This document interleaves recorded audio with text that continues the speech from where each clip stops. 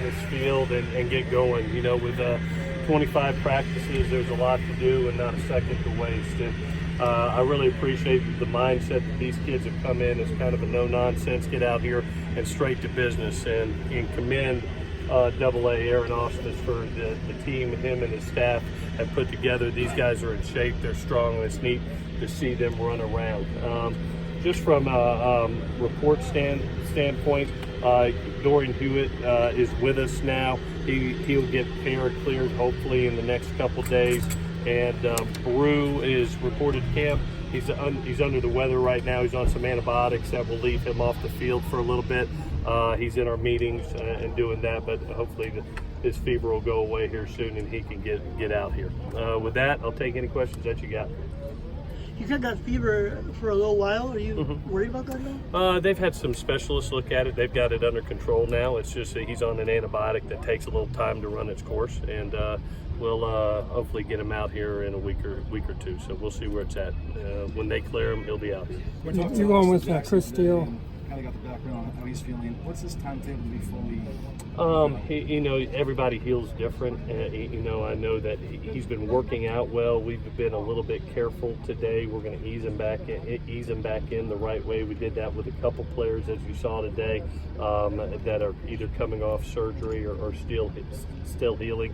But he got some limited work today. Looked like he felt really good from it, so we'll do a little bit more tomorrow and keep on building. What was the moment like when he came back to the team for the first time? It was special. I mean, we all knew what he was doing for his family, and we're in continuous prayer for Miss Autumn as she gets healthy. And it's just we're very, very fortunate. God's looking after us that the thing's a match, and being able for him to have the opportunity to do that. The thinking on Chris Steele, he just comes in as if he's ready to go.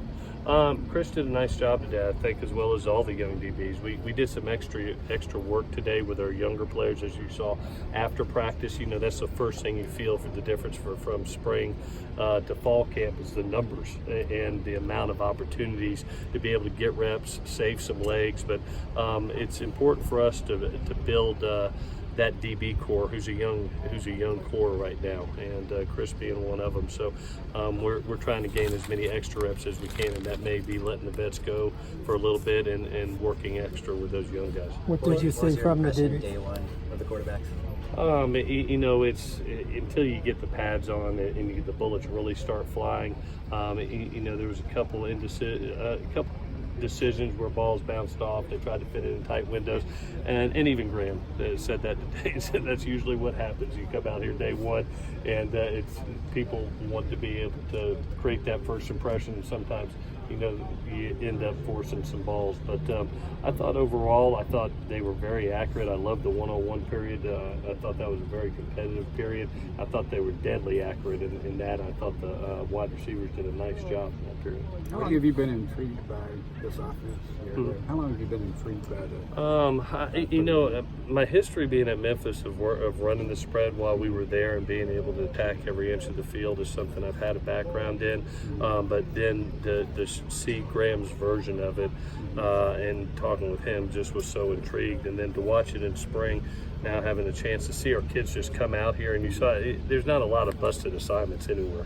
It was really a clean practice, and that's the nature of this offense. It's an execution offense, and then if you put really good talent with it, sky's the limit. So our job is to perfect that execution over the next 25 practices. Where from what you've seen is JT maybe most different heading into this fall camp versus last year?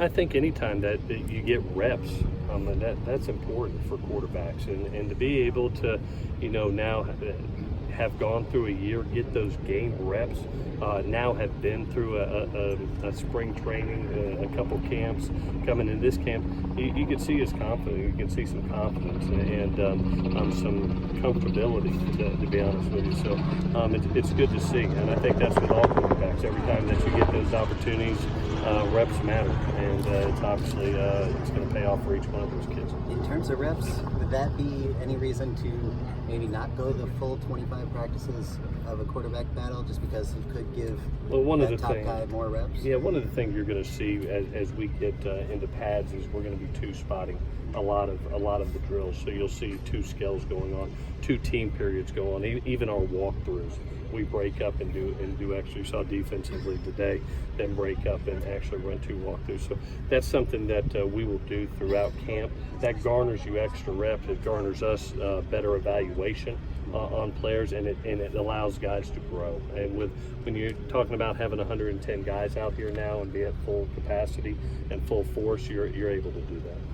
Clay, how do you balance getting reps for Chris and Brew when they're uncertain for the fall versus guys you are certain you'll have in games as well?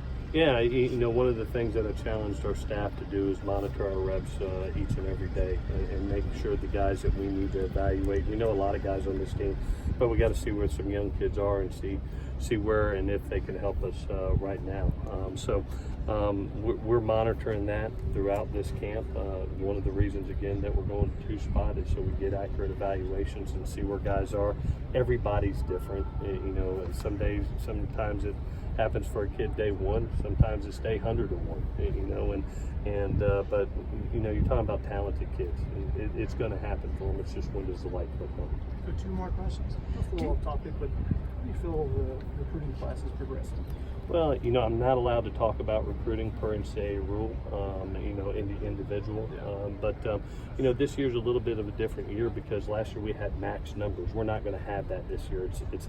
It's a smaller class, so we've got to be selective in this class, and it's something that I think as you go through, you're going to see a team that's winning, and hopefully we get to be really selective with guys. But it's a little bit different year for us, numbers-wise, than it was last year. After a 5-7 season, do those conversations on the recruiting trail get tougher?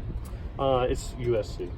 The product of USC is special, and the one thing, the beauty about this place, it's never hard to recruit. The quality of education, the opportunity to be developed by this coaching staff, to live in the great city of Los Angeles, those things are never changing, and so it opens up all doors, not only on the West Coast but across the country, and that's what I've loved about USC since I've been here.